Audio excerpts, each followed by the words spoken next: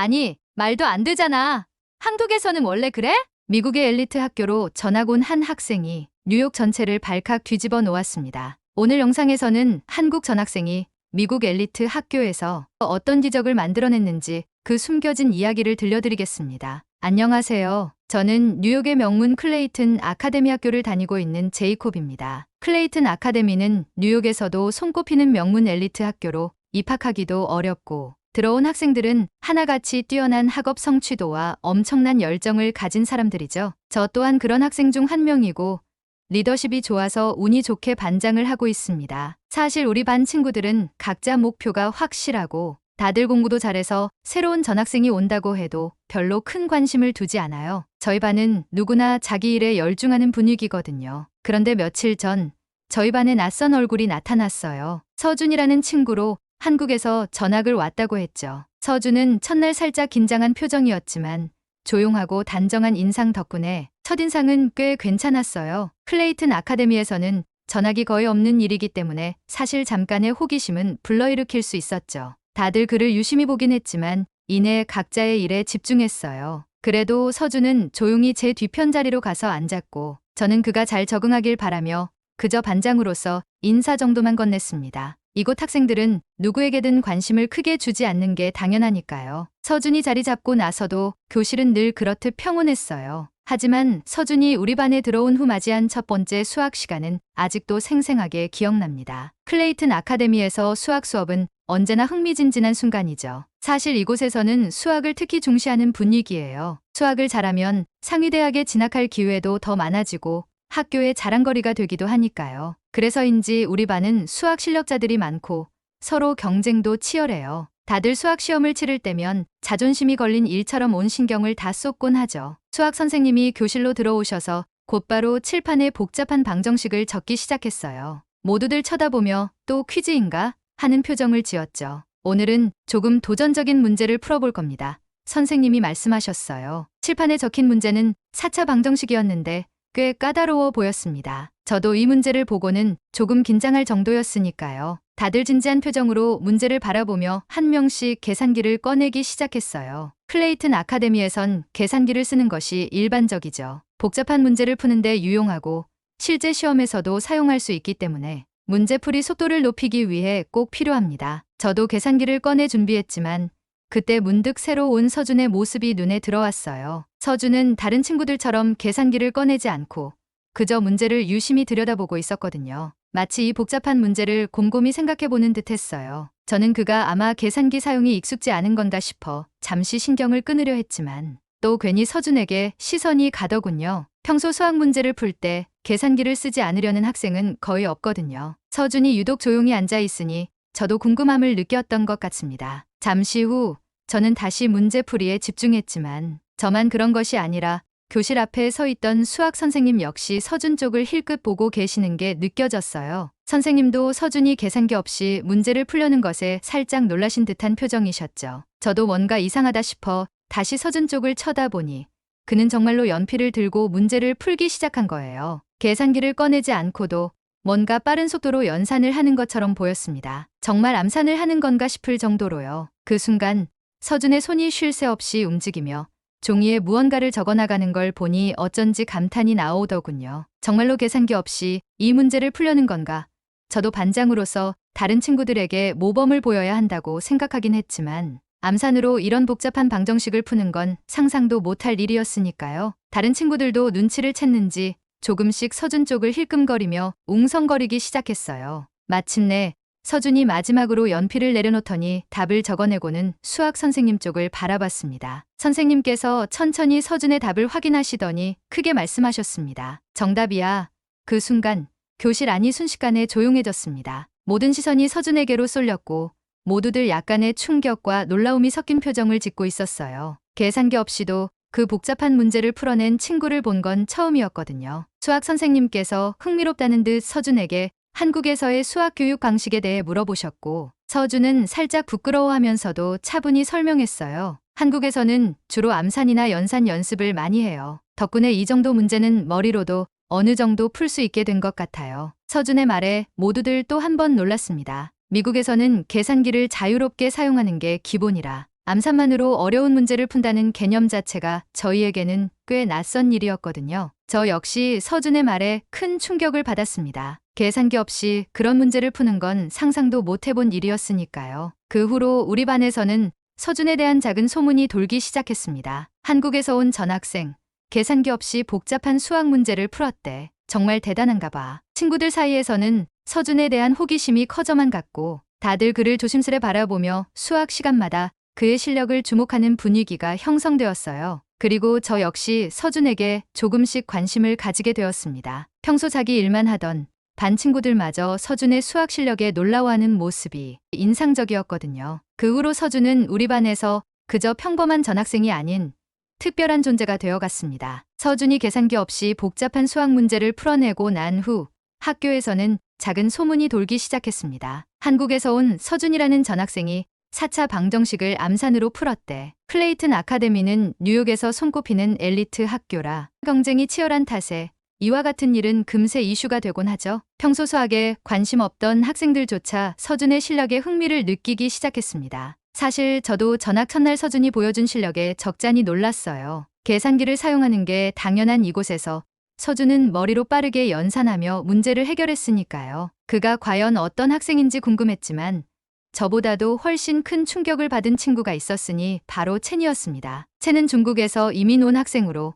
우리 학교는 물론 다른 학교에서도 수학 천재로 이름난 친구입니다. 어릴 때부터 각종 수학 경진대회에서 우승을 휩쓸었고 학교에서도 늘 상위권을 유지하며 다른 학생들에게 강한 자부심을 과시했어요. 무엇보다 첸은 수학 실력에 관한 자존심이 엄청나서 항상 자신이 최고라고 믿어왔죠. 그런데 갑작스레 나타난 전학생이 그것도 암산으로 문제를 푸는 서준이 주목을 받자 첸은 왠지 모를 불안감과 질투를 느끼기 시작했습니다. 마치 자신의 자리를 위협하는 듯한 기분이 든 거죠. 첸은 학교에서 공부를 잘하는 학생들 사이에서도 언제나 자신이 가장 앞서 있다고 생각했는데 예상치 못한 상대가 등장한 것입니다. 그 후로 첸은 서준을 은근히 견제하기 시작했어요. 서준이 자신을 따라잡지 못하도록, 아니 앞서가지 못하도록 말입니다. 심지어 평소 저에게 제이콥, 이번 프로젝트 자료는 내가 대신 정리해줘. 같은 부탁을 자연스레 해왔던 첸이 서준에게도 교묘하게 조언을 해주려는 모습을 보이기 시작했어요.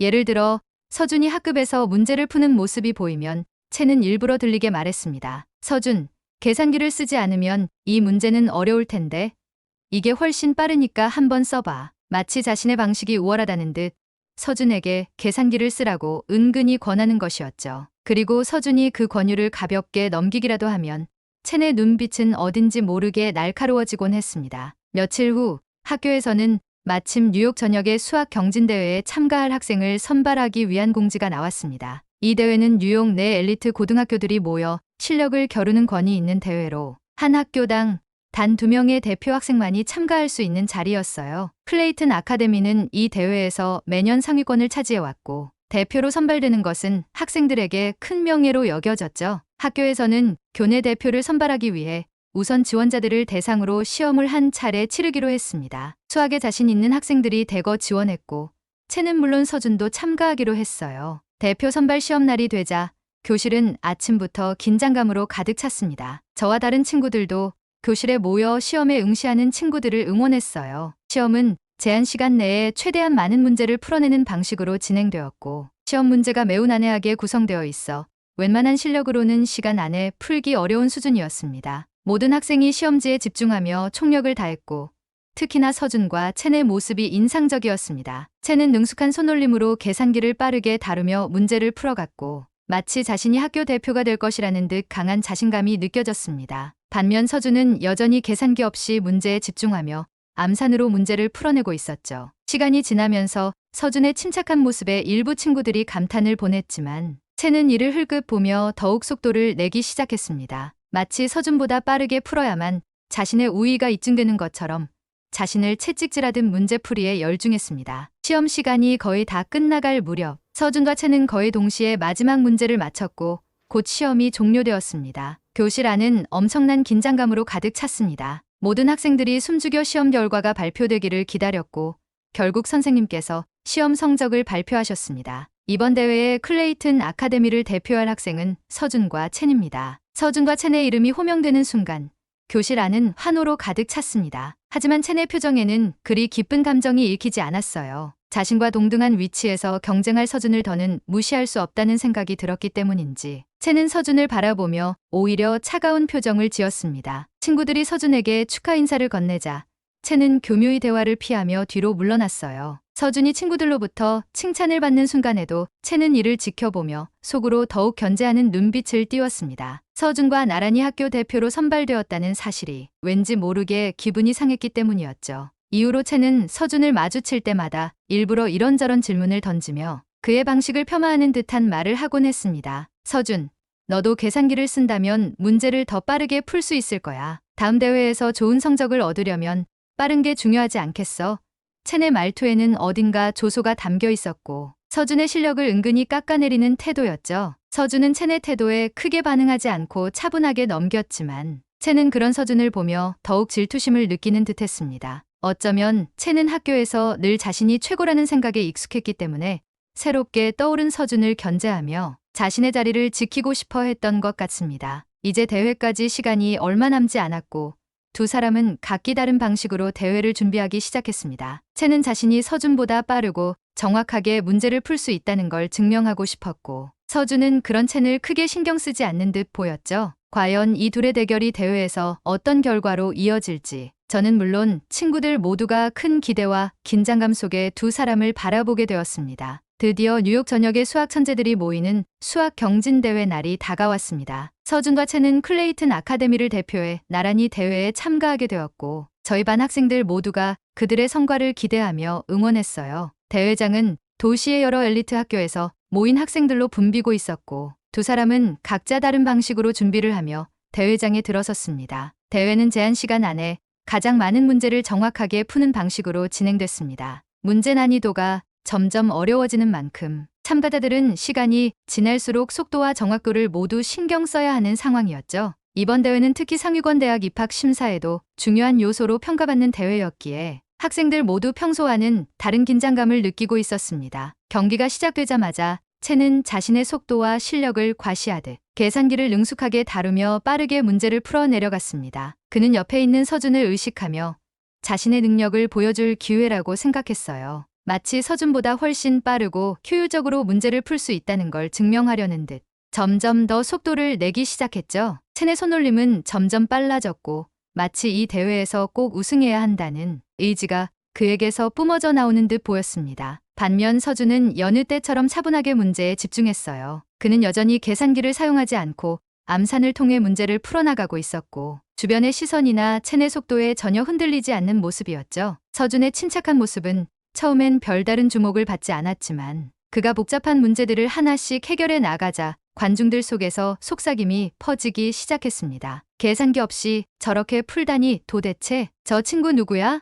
서준의 실력에 감탄하는 관중들의 반응이 하나둘씩 나오기 시작했죠. 한편 첸은 자신이 서준보다 앞서고 있다는 사실에 더더욱 자신감이 생겼습니다. 하지만 동시에 서준이 자신만의 방식으로 문제를 풀어가고 있는 걸 보면서 속으로 조바심이 들기 시작했죠. 계산기도 안 쓰면서 저렇게 빨리 풀다니. 하지만 내가 더 빨라. 속으로 되뇌며 첸은 더욱 집중력을 끌어올렸습니다. 그러나 시간이 흐르면서 첸은 점점 지쳐갔어요. 처음에는 서준을 견제하기 위해 더욱 빠르게 풀어내려 애썼지만 그 탓에 체력과 집중력이 급격히 떨어지기 시작한 것이죠. 반면 서준은 처음과 같은 속도로 문제를 풀어가며 오히려 집중력을 점점 더 끌어올리는 모습이었습니다. 이제 대회 종료까지 10분도 남지 않은 상황에서 첸은 마지막 몇 문제에서 실수를 연달아 범하게 되었습니다. 빠르게 풀려다 보니 계산 실수가 발생한 것이었죠. 실수를 인지한 순간 첸은 당황스러웠고 초조하게 고개를 들어 서준의 상황을 살폈습니다. 서준은 여전히 침착하게 문제를 풀어내고 있었고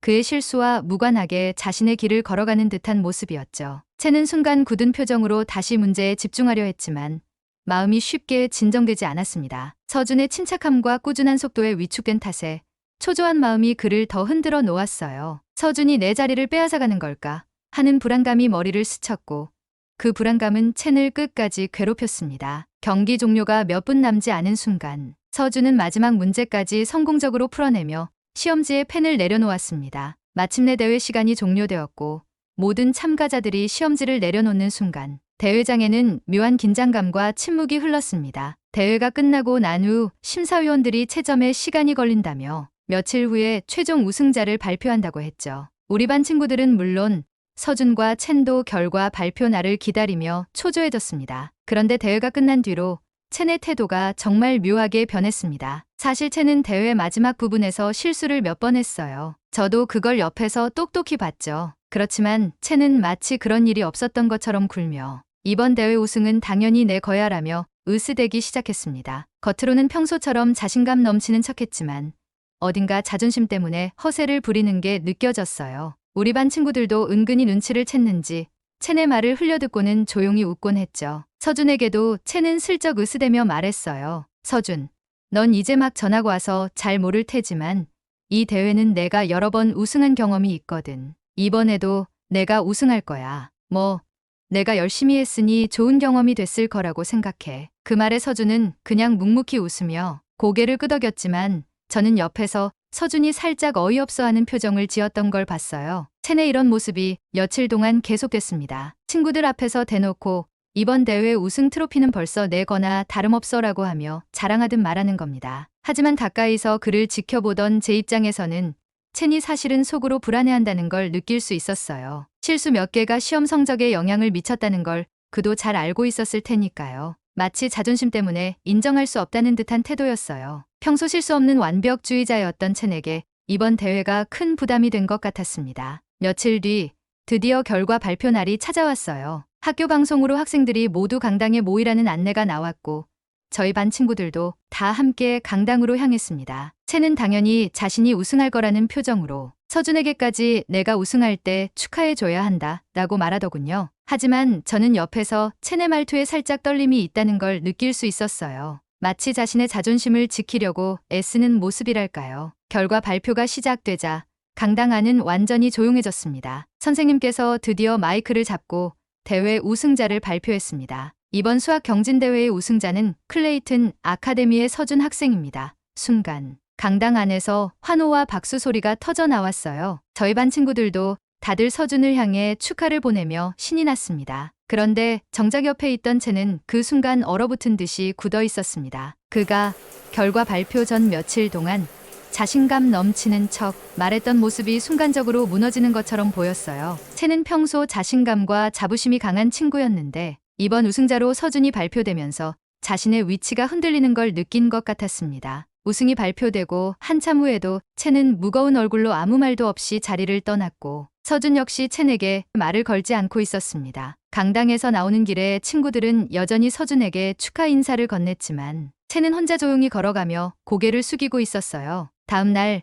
학교에 온 첸은 어두운 표정을 감추지 못했어요. 친구들 사이에서도 첸이 괜히 예민하게 반응하거나 짜증을 내는 모습이 몇 번 보였습니다. 그러던 중 급식 시간에 서준이 식사 중인 첸에게 조용히 다가갔어요. 저는 친구들과 함께 그 광경을 지켜보고 있었죠. 서준이 첸에게 조심스럽게 말을 걸었습니다. 이번 대회 나도 많이 긴장했어. 내 실력 덕분에 나도 더 열심히 할 수 있었어. 네, 덕분이야. 그러자 첸은 처음엔 아무 말도 하지 않고 서준을 쳐다보더니 이내 깊은 숨을 쉬고 입을 열었어요. 서준, 사실은 내가 우승할 거라는 걸 알고 있었어. 내가 시험에서 실수한 것도 알고 있었고. 그런데 그걸 인정하기가 너무 힘들었어. 첸의 목소리에는 한동안 쌓아두었던 복잡한 감정이 묻어 있었습니다. 그동안 내가 최고라고 생각하면서 내가 떠오르는 게 솔직히 두려웠어. 서준은 말없이 첸을 바라보며 미소를 지었고 첸은 살짝 머쓱해하면서도 그동안의 오만한 태도에 대해 사과했어요. 서준,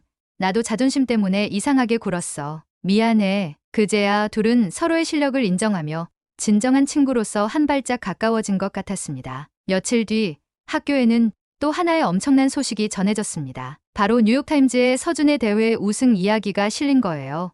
학교 전체가 다시 한번 들썩였죠. 신문에 큼지막하게 계산기 없이 복잡한 수학 문제를 풀어낸 한국 학생. 뉴욕을 놀라게 하다라는 제목과 함께 서준의 이야기가 대대적으로 보도되었습니다. 기사에는 서준이 암산과 연산 훈련을 통해 문제를 해결해온 한국식 학습 방식과 대회에서 보여준 침착한 태도와 문제 해결력이 자세히 소개되었어요. 서준의 이름이 뉴욕 전역에 알려지면서 학교는 그가 이룬 성과를 크게 자랑했죠. 친구들 사이에서도 서준을 대단하게 여기며 서로 축하 인사를 건넸고 모두들 그를 더욱 자랑스러워했습니다. 특히 이 기사가 나온 후 뉴욕의 여러 학부모와 교육 관계자들 사이에서도 한국식 수학 교육에 대한 관심이 높아졌어요. 그들이 한국의 교육 방식과 연산 훈련 방법을 더 알아보고 싶어 했고, 그래서 클레이튼 아카데미와 한국 학교 간의 교류 프로그램을 제안하게 되었죠. 학교에서는 이 제안을 받아들여 우수한 학생들이 선발되면 1년간 한국 학교에서 공부할 수 있는 기회를 마련하기로 했습니다. 서준이 전학생으로서 가져온 작은 변화가 결국 학교 전체를 흔들고